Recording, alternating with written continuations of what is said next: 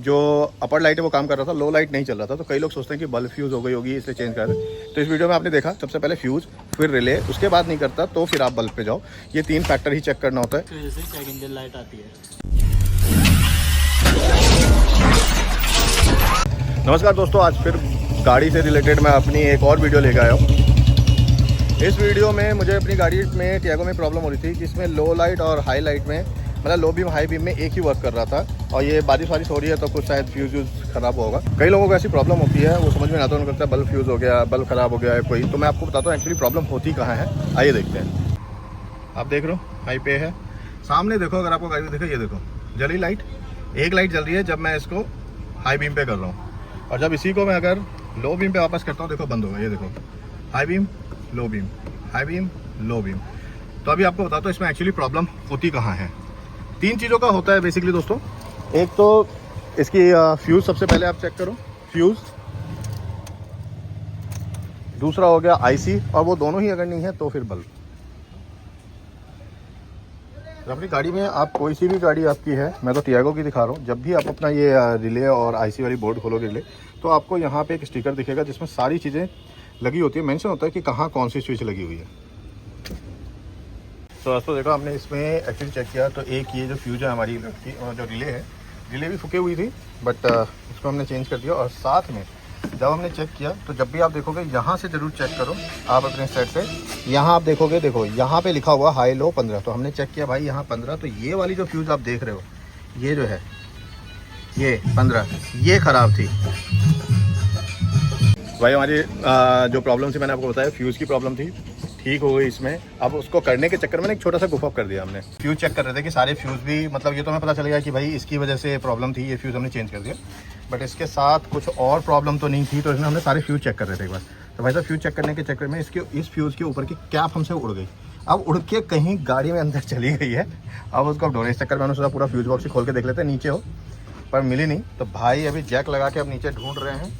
अब आप कहोगे यार छोटी सी चीज़ है, फ्यूज़ ही चेंज कर दो। तो बात यह है कि ये वाली जो फ्यूज़ है ना, वो हमारे पास है नहीं, तो बस इसका ढक्कन ढूंढ रहे हैं, क्योंकि अगर ऐसा खुला छोड़ नहीं सकते। ये भी एक अच्छी चीज़ है, वीडियो में बता दूं दोस्तों, किसी फ्यूज़ का अगर आपका ढक्कन कवर ऐसे खुला हुआ रह जाए तो उसको खुला मत रखना, बहुत प्रॉब्लम हो जाती है, डस्ट आ जाती है।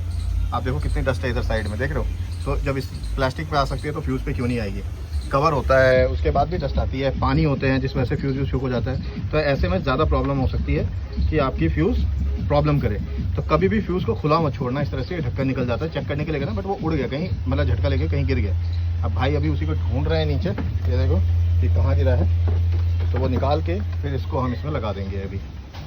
तो इन सब चीज़ों का बहुत बारीकियों का ध्यान रखना है। तो दोस्तों चाहे आप करो, मैकेनिक करे, कोई भी, तो इन सब चीज़ों को ध्यान रखना। आप देखो मुझे पता है फ्यूज़ रिले सबके बारे में पता होता है, बट फिर भी मैं खुद नहीं करता कभी भी। मैं स्पेशली बबलू जी के पास आता हूँ अपने यहाँ पे, ताकि इनको क्या होता है ना, इनके हाथ की सफाई होती है चीज़ें, इसलिए।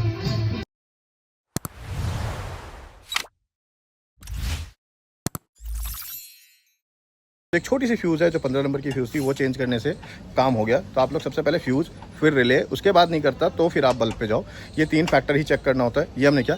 और एक छोटी सी जानकारी मैं यहाँ वीडियो के एंड में देना चाहूँगा कि जब हम ये सब काम करते हैं तो कई लोग क्या करते हैं कि जस्ट ओपन किया और उसके पीसेस स्टार्ट कर दिया, तो उसमें गाड़ी में एक प्रॉब्लम आती है, चेक इंजन लाइट और माल फंक्शन लाइट ऑन हो रह जाएगी।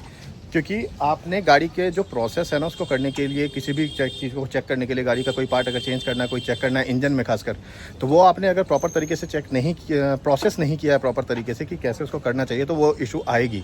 और लोग बाद में परेशान हो जाते हैं, यार छोटी कुछ तो किया नहीं हमने, छोटी सी आईसी चेंज की या फ्यूज चेंज किया और ये प्रॉब्लम आ गई।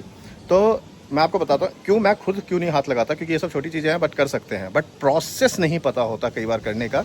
तो वो मैं आपको बताता हूँ कि वो चीज़ क्या है। आपको कभी भी गाड़ी के इंजन पे कोई काम करो तो सबसे पहले उस चीज़ का ध्यान रखना है। अंकुर भाई एक बात बताओ, अभी गाड़ी में आती है जो प्रॉब्लम आ जाती है, चेक इंजन कुछ भी हम चेंज करते हैं, चाहे छोटी सी फ्यूज चेंज करें या ऑयल चेंज करें, कुछ भी करें, उसके बाद चेक इंजन लाइट ऑन जरूर होती है। क्या रीज़न होता है उसके पीछे और क्या करना चाहिए? होता है सर कि अगर हम कुछ भी पार्ट खोल रहे हैं तो सबसे पहले हमें बैटरी का तार हटानी चाहिए। अच्छा, मतलब गाड़ी में कुछ भी काम करें तो सबसे पहले बैटरी को हमने डिस्कनेक्ट कर देना है, ठीक है। चाहे हम कपलर हटा रहे हैं, चाहे फ्यूज चेक कर रहे हैं, हम कुछ भी चेक कर रहे हैं, तो सबसे पहले बैटरी का तार हटाना चाहिए। अच्छा, और अगर नहीं हटाते, कई लोग तो क्या करते हैं, अरे बैटरी या करंट थोड़ा मारेगी और करना शुरू कर देते हैं काम, तो उस केस में क्या कारण यही बनता है, उस वजह से चेक इंजन लाइट आती है, वो आती रहेगी। और मान लो अगर किसी ने किया और उसके बाद आ गई, तो उनको क्या करना चाहिए उस केस में?